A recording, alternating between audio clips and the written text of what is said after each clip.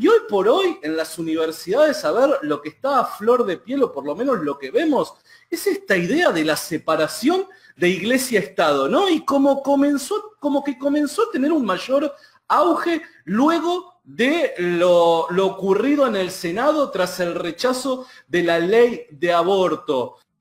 Bueno, esto es una de las tantas artimañas ideológicas que aparecen en ciernes, y yo te lo enfocaría desde el siguiente lugar. El primer punto es que la Argentina, en la unión de la Iglesia y el Estado, de la Iglesia Católica y el Estado, en Argentina tiene una suerte de situación sui generis, porque las constituciones previas a la Constitución del 1853, la Constitución de 1824, las primeras que hubo, decían expresamente que la República Argentina profesa el culto católico apostólico romano.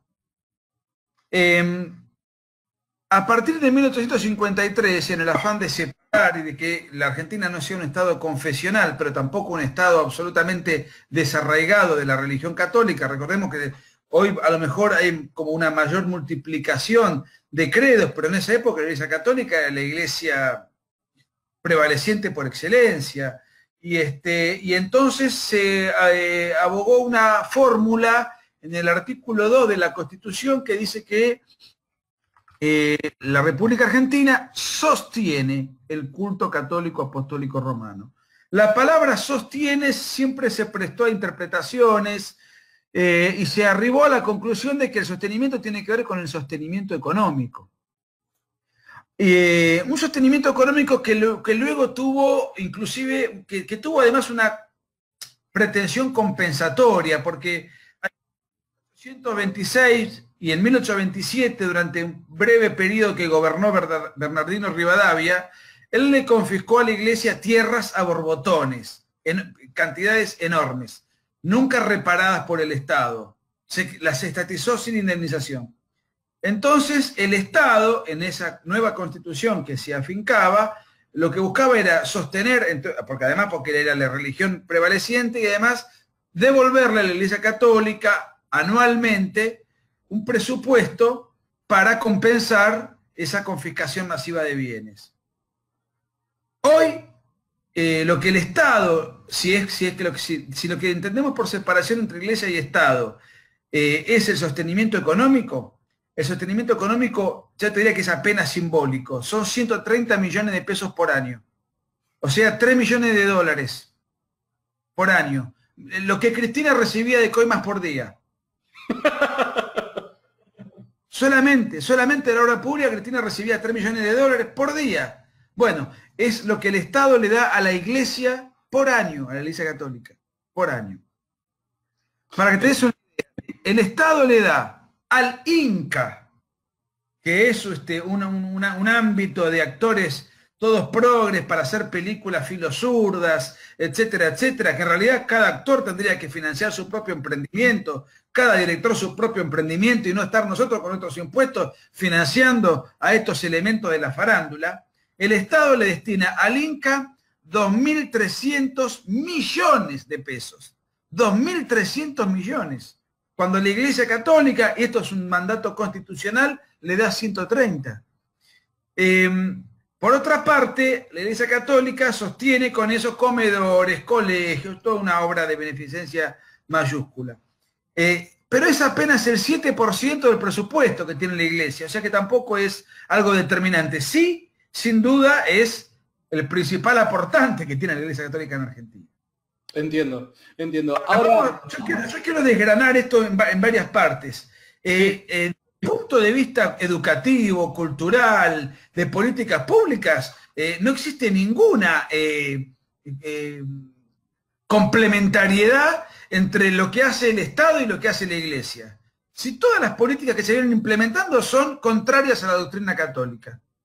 Totalmente. Los textos educativos. Es más, yo el otro día tuve problemas en un colegio evangélico con Agustín Laje por decir, por ejemplo, que un travesti es un hombre disfrazado de mujer.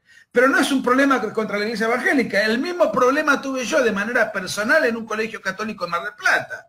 O sea, uno no puede siquiera predicar en coincidencia con los principios cristianos que el Estado se te viene encima, que el Estado te amenaza con sacar el presupuesto. El Estado es quien quiso imponer el aborto. El Estado impone leyes de género. Es decir, acá no existe ninguna coincidencia ni unidad entre la Iglesia Católica y el Estado, ni en términos ideológicos, ni en términos de política pública, ni en términos conceptuales. Existe una especie de cáscara donde el presidente va al Tedem una vez al año. Existen 3 o 4 ritos apenas estéticos. Esa es la realidad. Ahora bien, vamos al punto de la financiación. La financiación, en términos del presupuesto argentino, y el presupuesto argentino al año 2018, esto se votó a fin del 2017, es de 3 billones de pesos. 3 billones de pesos. O sea que lo que le da a la iglesia es lo mismo que vos le podés dar al muchacho que está con la franelita en el semáforo, que te limpia el vidrio. 2 monedas, no te repercute en absoluto en tu presupuesto. Esto es deliberadamente una política tendiente a desmantelar todo lo que huela a cristiandad. Van a la Iglesia Católica porque la Iglesia Católica es la más fuerte, la más representativa de Argentina, pero ya están atacando a iglesias evangélicas, a pastores, colegios evangélicos, es decir, otras instituciones de inspiración cristiana, aunque no sean católicas, en cuanto tienen una tendencia cristiana, luego son enemigas de todo el progresismo que intenta descristianizar el país. Esto no es ni más ni menos que la misma política y la misma estrategia, que además ningún partido político la propuso. La propuso ahora el canalla de Fernando Iglesias con 4 o 5, porque perdieron la votación con el aborto y ahora arrancan otra vez con toda esta cuestión. Pero quiero aclarar una cosa. Yo entiendo y comprendo que muchos se sientan a disgusto de que el Estado financie a la Iglesia Católica. Ahora, esto puede tener 2 interpretaciones. Una es por el tema de ajustar el gasto público. Desde el punto de vista de ajustar el gasto público, lo que se le paga a la iglesia es nulo. O sea, para el presupuesto estatal es una miseria, una moneda, es insignificante, insustancial. Ahora, entiendo que alguien me diga, bueno, yo soy evangélico, o yo soy judío, o yo soy ateo, y no me parece bien que con mis impuestos se esté financiando una religión que yo no practico, y que cada uno debería financiar su propio credo. Y yo conceptualmente estoy de acuerdo, incluso por lo siguiente, porque yo entiendo que la financiación que recibe la Iglesia Católica, y yo lo digo como católico, condiciona a la propia Iglesia en su libertad y en su autonomía, porque depende parte de su presupuesto de lo que le da el Estado. Y al depender de lo que le da el Estado, depende mucho de a ver qué voy a decir, qué no voy a decir, voy a opinar así, voy a opinar de tal modo, no me puedo meter con el gobernador, no puedo denunciar tal hecho de corrupción, no puedo... O sea, la iglesia queda muy condicionada y además, como tiene un presupuesto de base, que es muy pequeño, pero ese presupuesto existe, te condiciona y te aburguesa. Porque vos ya tenés una renta preestablecida y entonces eso te impide fomentar el furor o la pasión militante y apostólica para tener iniciativa, para conseguir fondos, dineros, recursos, pues ya tenés un estipendio más o menos estable.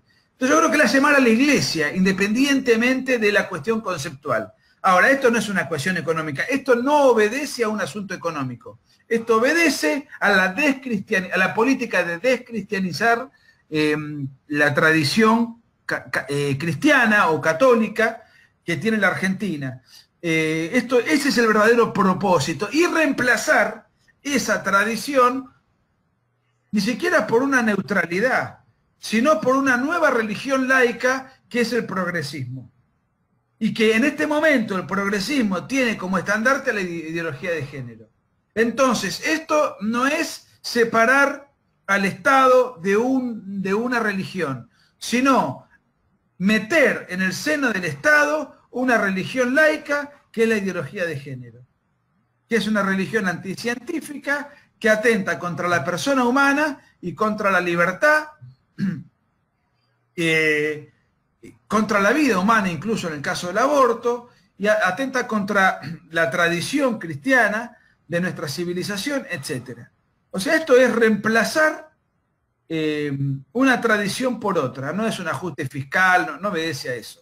Por otra parte, nada impide en Argentina que una persona ejerza el culto que se le cante, que quiera. Es decir, entonces yo no lo veo esto como una cuestión de necesidad de política social, lo veo como un encono hacia instituciones que representan determinados valores.